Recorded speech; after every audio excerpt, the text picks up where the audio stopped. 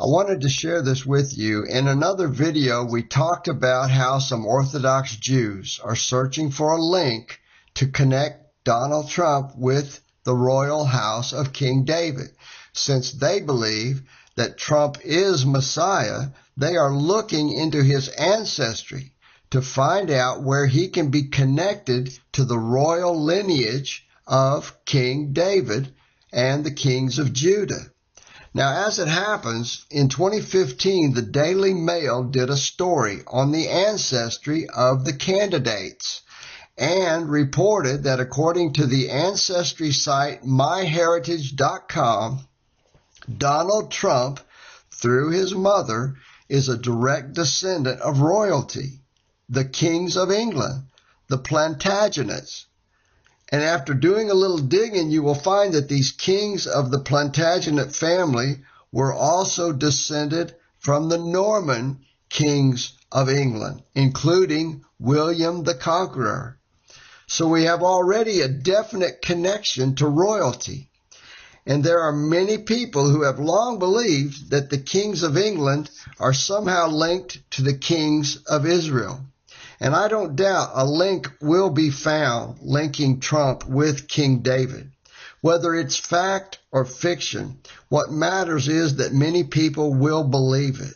And Orthodox Jews who expect a Jewish Messiah and yet have rejected the true Messiah, Jesus Christ, these Orthodox Jews, I do not doubt, will be satisfied by the evidence that Trump is of the royal line of King David. Now, the fact that myheritage.com has traced Trump's ancestry back to the Plantagenet family, kings of England, it's also interesting because the first Plantagenet king, King Henry II, was the son of Geoffrey Plantagenet, who was the son of a man named Fulk, Count of Anjou. And this man was the king of Jerusalem from 1131 until 1143 for 12 years. And this is Donald Trump's ancestor, who is buried today in the Church of the Holy Sepulchre in Jerusalem.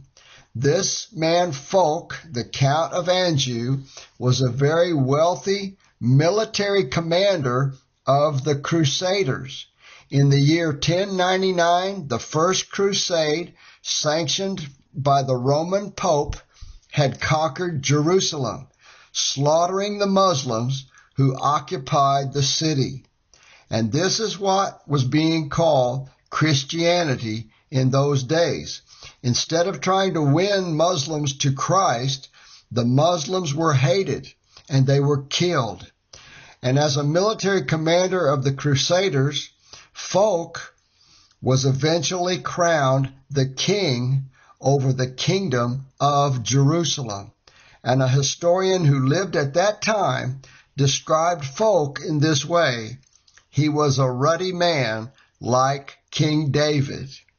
An ancestor of Donald Trump, a crusader who made war on the Muslims, now buried in Jerusalem, a king of Jerusalem, compared to King David. And now Orthodox Jews are trying to find a way to link Trump to the royal lineage of David. And these are the same Orthodox Jews who have called on Donald Trump to rebuild the temple in Jerusalem. And of course, Trump is already declaring himself to be the champion of Israel, who will stand with Netanyahu and move the U.S. embassy from Tel Aviv to Jerusalem, as these Orthodox Jews want him to do. And all this is in light of the biblical prophecies that Antichrist will broker a peace treaty for Israel, and he will sit in a rebuilt temple and show himself to be God. Like the first non-Jewish Messiah, Cyrus, who was chosen to assist the Jews in reestablishing themselves in the land of Israel after their 70-year exile in Babylon, the current non-Jewish Messiah was chosen to be of service to the Jewish people and the Jewish Messiah. President Trump's right ear was grazed in a symbolic gesture of Exodus 21:6, where the Torah states that a servant who wants to remain with his master needs to have his right ear pierced. Trump was designated as God's servant and anointed one, just like Cyrus the Great almost 2,400 years ago. We have clarified in several videos that the absolute deadline for the redemption is by the end of the Jewish year 5787, which corresponds to October 2nd, 2027, 1,167 days from today.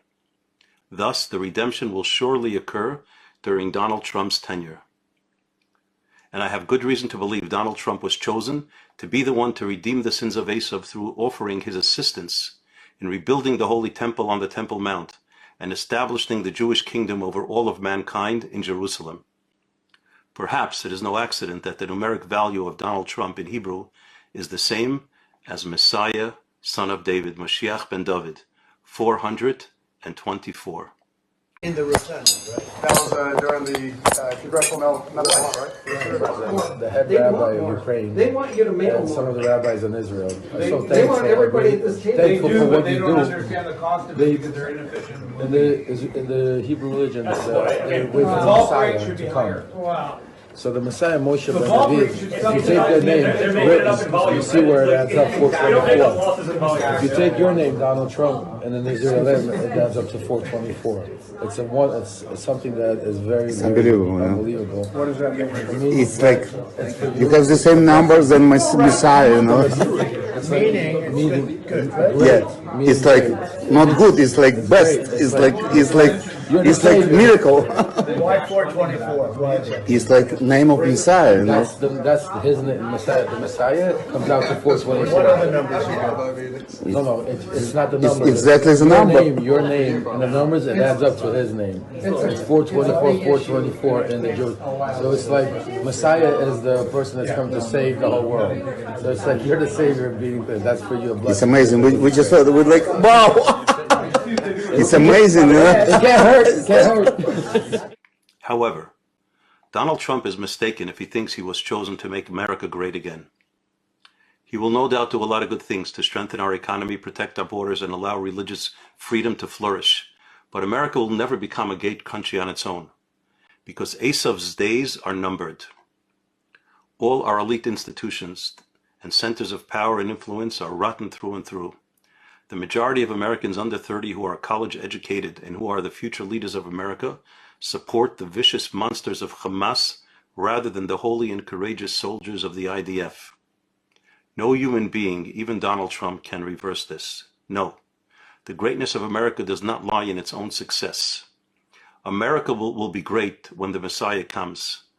And the leader of this country, on behalf of all the good people in this country, will humbly present himself to the Jewish Messiah and ask him to accept the United States of America into a new alliance of countries who accept the leadership of the Messiah. A new United Nations will replace the current cesspool that goes by that fraudulent name. A real United Nations, united to serve God, led by the Messiah and based in Jerusalem. And my feeling is that the United States, under President Trump, will be the first nation to join. The meaning of the MAGA movement needs to be adjusted.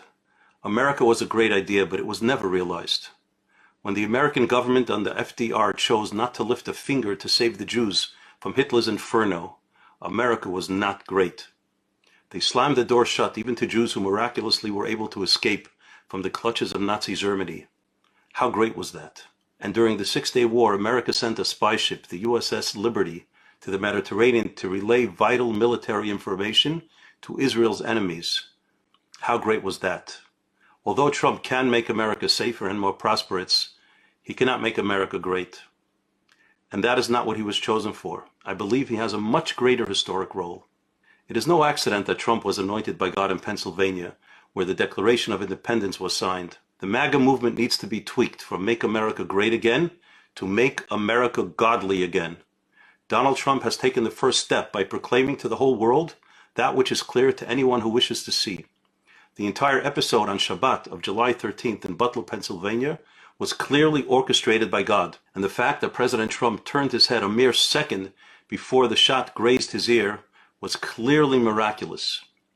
I believe this man was chosen to be the one to represent Western society in greeting the Messiah in Jerusalem, chosen to bow his head in humility to Mashiach and to offer America's complete unconditional assistance to completely eradicate all of the enemies of the Jews and of God, and in the establishment of the eternal kingdom of the Messiah, son of David, who will lead all of mankind to lead moral and holy lives. Numbers chapter 24, where it was specifically a non-Jewish prophet, Bilam, who was chosen to proclaim in the name of God almost 3,300 years ago.